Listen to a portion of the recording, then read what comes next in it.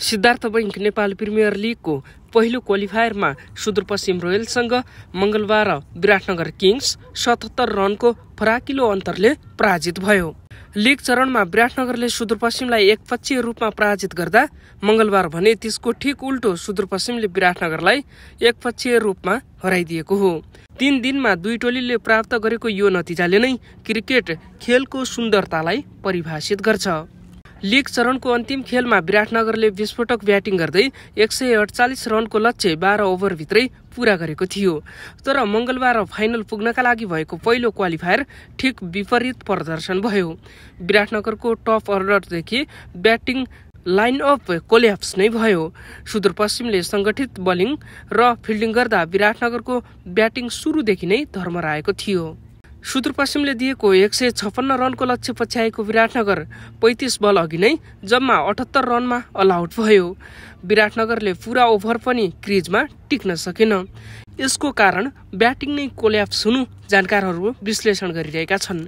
League चरणको अन्तिम खेलमा सुदूरपश्चिमले दिएको 148 रनको लक्ष्य 13.5 ओभरमा पूरा गरेर विराटनगर दोस्रो स्थानमा रहँदै पहिलो क्वालिफायर खेल्ने समीकरण बनेको थियो।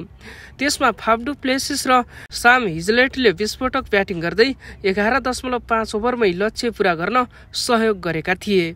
त्यही नतिजाले विराटनगरले पहिलो क्वालिफायरमा सुदूरपश्चिमसँगको भेट निश्चित गरेको थियो।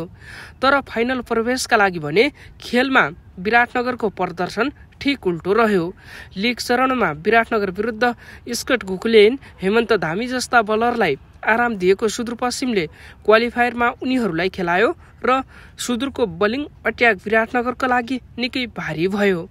लीग चरणमा लगातार 6 खेल जित्दै अपराजित रहेको सुदूरपश्चिमको यात्रामा ब्रेक लगाएपछि सुदूरको टाइगर र पूर्वेली राजाको बीचको यो क्वालिफायर प्रतिस्पर्धात्मक हुन सक्ने धेरै समर्थक र विज्ञहरूको अनुमान थियो। तर मैदानमा सुदूरपश्चिमले त्यो सबै अनुमानलाई गलत साबित गरिदियो। टस हारेर पहिले ब्याटिङ गरेको सुदूरपश्चिमले 6 विकेट गुमाएर 155 रनको मध्यम स्कोर खडा गरेको थियो। बलरहरूको उत्कृष्ट बलिङ अनि फिल्डिङमा सुदूरपश्चिमले त्यो स्कोरलाई डिफेन्ड गर्यो। हुन त सुदूरपश्चिमले लीग चरणमा पनि सुरुवाती खेलहरूमा टस हारेर पहिले ब्याटिङ गर्दा पनि त्यस्तै अवस्थामा स्कोर डिफेन्ड गरेको थियो। क्वालिफायरमा पनि सुदूरले त्यो शैली कायम राख्यो।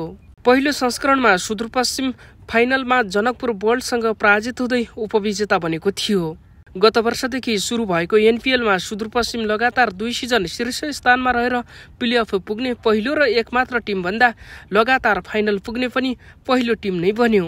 तर च्याम्पियन बन्न नसकेको सुदूरपश्चिम दोस्रो सिजन एनपिएलको ट्रफी उचाल्ने दाउमा छ।